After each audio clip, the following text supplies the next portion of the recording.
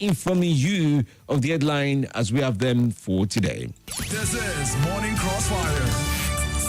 Starting off with leadership for today. Tinubu's government can create 20 million jobs with solar energy. 2023 elections, presidency, Labour Party, CSOs defer on EU report. FUNAB emerges second best varsity in Nigeria. Kuka task federal government on freedom of worship. Ex-governors and the need for accountability. Ogun unveils 1 billion naira grants for 1,500 SMEs. Rebs visit Adamu, Abbas disown aid over comment on Buhari. IGP orders resuscitation of awards in police. Other stories of interest. Obedati campaign team alerts on plots to tamper with IREV. Tinubu embraces France in early foreign policy shift. 10th National Assembly agrees senators to challenge Akpabio's emergence in court. Akpabio's emergence was a great relief for APC, says Adamu. Don't destroy relations between Wike and Jarigbe, Group 1s.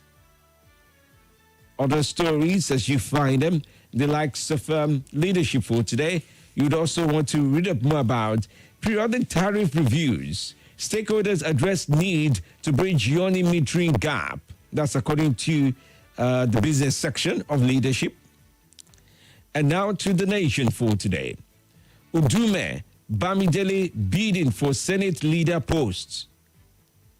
Investors 4.35 trillion naira gain in 1 month boost economy. That has to do with the exchange, the stock exchange now. Rep promises inclusive and progressive representation. Speaker disowns aid over disparaging comment on Buhari. JAM to withdraw UTME results of applicants who scored 3 million naira scholarship from Innocent. ICANN not funded from federal government subvention. Chief of Army Staff to troops, your welfare will be prioritized. Presidency rejects EU's 2023 poll report. Abuja, FCDA to demolish police station and others on waterways. Archbishop wants future election petitions concluded before inauguration. Envoy, Lagos pilgrims most disciplined. Rioters raid home of French mayor, injure wife. And then Tinubu returns to Abuja after Paris, London, Lagos trips. Keeping up with all the stories as we have in the likes of the nation for today, you'd also want to take up on Putin's Russian roulette. All right, that's also in the nation for today. All right, let's see how it all goes. So these are leading stories from the nation. Now to Daily Trust. Reason Kano State schools were short. Military pencils down over 50 names for promotion as generals bow out today. Race for Senate leaders. APC's Bamidele in pole position as Tambua Aliero battle in PDP. ASU opposes dissolution of vesting governing councils.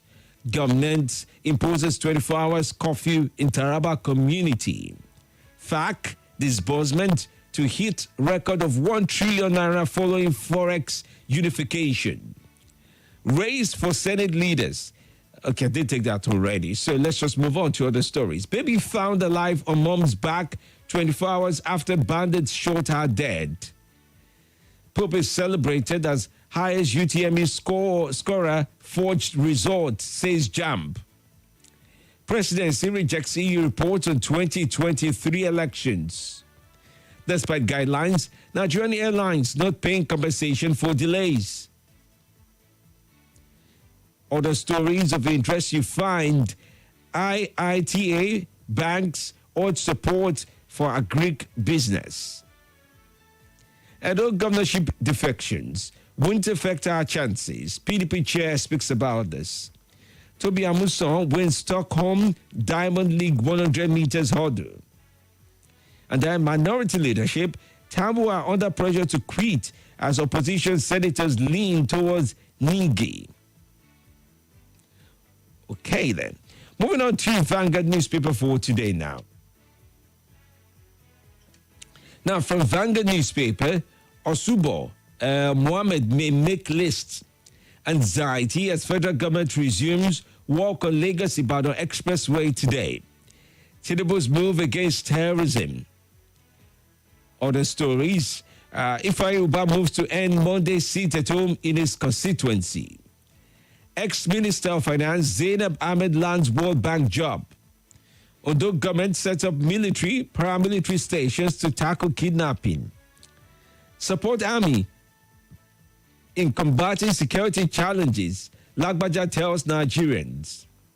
Anxiety as federal government resumes work on Lagos Ibadan Expressway. Political opponents underrated Governor Adeleke Olunoloyo speaks about this. Ogun rolls out 1 billion naira grants to over 1,500 beneficiaries. Fuel subsidy made e-vehicles unattractive in Nigeria. That's according to the World Bank. Tinubu rejects EU report on 2023 general elections. Why Tinubu governors can't dialogue with bandits. Shehu Sani speaks about this. All right. Well, these are leading stories as you find across the papers for today. All right. Well, that's that. Let's go on to this day. From this day now, Serap gives Tinubu 7 days to account for 400 billion naira fuel subsidy savings. CPPE tasks federal government on measures to mitigate pains of economic reforms. AFDB approves $115 million loan to Abia State for road rehabilitation, erosion control, and solid waste management. Money Central, Alton, ACL, 5G Technology Summit to explore digital growth opportunities. Other stories, you find stories around 19 states, 2 countries have listed to understudy our e-procurement reforms, says Edo government. Niger dissolves state's electoral body. 10 blue chip firms sustain dominance with 25.4 trillion naira contribution to Nigerian market exchange market cap. Data encryption in manufacturing sector hit 68%. All right. And that's it for today on the headlines as we have it. Remember, the stories have been published under the editorial guide of various publishers. And we on Nigeria Info have only informed you of the headlines as we have them for today. This is Morning Crossfire.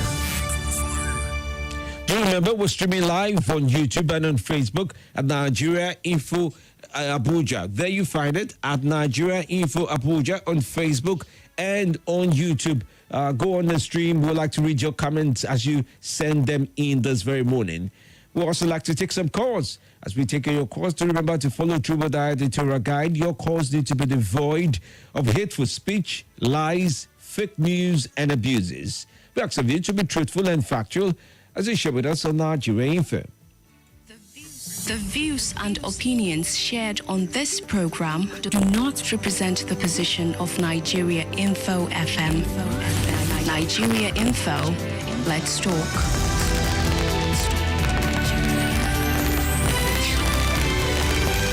The lines are up on 0700-951-0000. Okay, that's 0700-951-0000. You can also join in on 080-9597-4869 and on WhatsApp 080-999-30137. I'll take that again. That's on 080-999-30137. Let's take your calls on. Good morning to you. Good morning, Femi D. Good morning. How are you today? I'm fine. Omeka John. Oh, okay, John. Good to have you on. Yes, long time, Femi D. Yes, I've been sir. listening while I was in Lagos, where you are. Femi D. Yes. Serap. Serap. I don't like the way they poke their noses into our governmental affairs. I'm beginning to think they are probably one of these terrorist group under the name of NGOs. Why would you think that? Yes, because if you talked about 400 billion, I don't know if they have people planted in our account office or in NNPC that they'll just come out with figures trying to create commotion in the country. I don't understand. Where did they get the figure from? And who gave them? I know they approach their work through FOI. I don't know if those figures is essentially the only figures they use. I was hoping you would share more light on why you think that an NGO that may have affiliation to a terrorist group. I just wanted to know your thoughts on that as well. Make a job, but your line did go off. Good morning to you. Good morning, Dr. Femi Diamele. How are you today? I'm doing fine. How are your loved ones? Very well. Good to talk to you. My name is Abokar Kolenyu from Gwagwalada. All right, welcome. The aftermath reaction of EU concerning the last presidential election cannot alter anything. You can go to court syndrome after a lot of things that happen cannot cure the menace of electoral manipulation. It can until we build a strong institution that will ensure that credible, free and fair election is conducted in Nigeria, is being conducted all the time. But this issue, I believe in justice, but can justice be served in this sense? And if this is undermining our international reputation, international confidence among community of nations. If we don't get it right electorally, we can't end the thrones of the rest of the world. Thank you. All right, thank you. Good to talk to you. Oh, by the way, on Thursday I was trying to talk about the reason why somebody was still on the ban list. I mentioned Alamin, but it was Benga that I intended to mention his name, just so that I should make that clarification before I do forget. All right, let's take some more calls. Good morning to you. Welcome to the show. Yeah, Emeka from Guarimpa. Oh, Emeka, yes, welcome. Yeah, Femi, I want to be concerned a little about the message that someone sent concerning a passenger from America. I think we should inquire, do a little inquire concerning to know actually if he's safe, because he has been a regular caller and complain heavily concerning the security issues in this area. We should be one another's keeper. That's aside. Then my concern this morning is concerning this demolition exercise, intending demolition exercise on trade. I'm not living there. I don't have anybody. There's not anybody there, but as a Nigerian, I'm concerned. There are about 40,000 occupants will be displaced. And this week, it's been confirmed that they are going to demolish the trade mall estate and the police station there. I'm not against the demolition, but I think there should be an alternative for them rather than just displacing 40,000 families in this hard time. I mean, it's unbearable. I know how I'm living in my own apartment, so I know what the pains these families will go through, especially in this economy. So please, the government should do something about it rather than just throwing them out just like that. All right, Jamaica. Thanks for your viewpoint this very morning as well. Okay, keep up the good work. James Julius writes in. Dr. Mrs. Olebara, on the other hand, also did write in from Owerri. She said it's worrisome that our hard-earned democracy is being threatened. It's like the rule of law and due process are on holiday. How can our leaders preach patriotism, rule of law, and due process and turn around to go to the contrary? Where are we heading to? What I know is that the cause of justice never fails, for God is God of justice. After darkness comes victorious dawn. Victory over evil can only be temporary. Okay, whatever we do today becomes history tomorrow. Like we know, history has a way of judging our actions. So let's be cautious in all we do, that history will be kind to us in the long run. All right, that's Dr. Mrs. Olebara from Facebook. Okay, good morning to you. Good morning, Femi. I had to call back. Sorry, Omeka John. Oh, yes, Omeka. Yeah, I was hoping you make clarification on why you think they're a terrorist affiliated NGO. Yes, because, Femi D, why create unnecessary noise when they know where they can get their information from? Let them go to NNPC. NNPC is a limited liability company now. And what makes you think they have not done so? Moreover, apart from that, Femi D, you don't need Tinubu to come and explain anything to you. You have these agencies and government businesses that you go to, you get your information. Yeah, and what I'm saying to you, Maker John, I do know they use freedom of information based on that act to approach a lot of these agencies for their stuff. Whether it's accurate or not accurate enough, that's another ballgame. I'm only concerned that you describe them as a terrorist NGO because that would be something to prove if you have more information. Femi D, for me to say this, I know where I'm coming from. You remember over the weekend, an elder statesman was calling for what happened in France, in Nigeria, replication.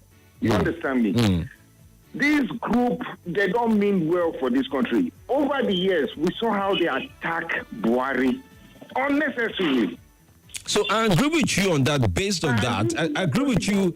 Omeka John. Not how they attack our military. Omeka John, all I'm saying to you is this. You have a good point of view with regards to not agreeing to their approach, but I don't think it was proper for you to have said they're a terrorist-affiliated NGO without having more proof to say so. Okay. And for you to say maybe they're affiliated as such, that would be so much... that's a lot to say, by the way. Just go back and think about how you said it. Maybe I didn't get it, but that's a lot you said, okay? Also, Francis Namani from Enugu State says, good morning, FMD. I strongly believe that Nigeria will be better again. The federal government should urgently look into the rising cases of insecurity in this country. And this is really disturbing, alarming, and worrisome. May God help us. Mazu John Lassisi says, job creation. Tinubu's government should look inward. There are opportunities everywhere. Everyone must not be in government to survive. Yes, James Julius also comes back on to say, things will not be all right now. Things will not be all right now, but last we'll go there, still there all right. God knows why Nigeria will be great. Julius from Jai won. Jai writes that in as well. Tekinda Timothy says, good morning, Femi D. That's all he writes. Good morning to you as well. I also do see messages from Charles from Musa Zone 5. Thank you for that. Obinka Paul Fitzgerald says, good morning. Thank you as well. Salas has also writes in, he says, local government elections should be conducted simultaneously by INEC as it was in 1999 for a better democracy in right. Okay, that's also there and then. Let's leave it at that, okay? When we do come back, I will still take more calls and read more of your messages right here, Morning Crossfire, as we review some of the biggest stories and also listen to some of the biggest actors and what they think. We'll be back. This is Nigeria Info.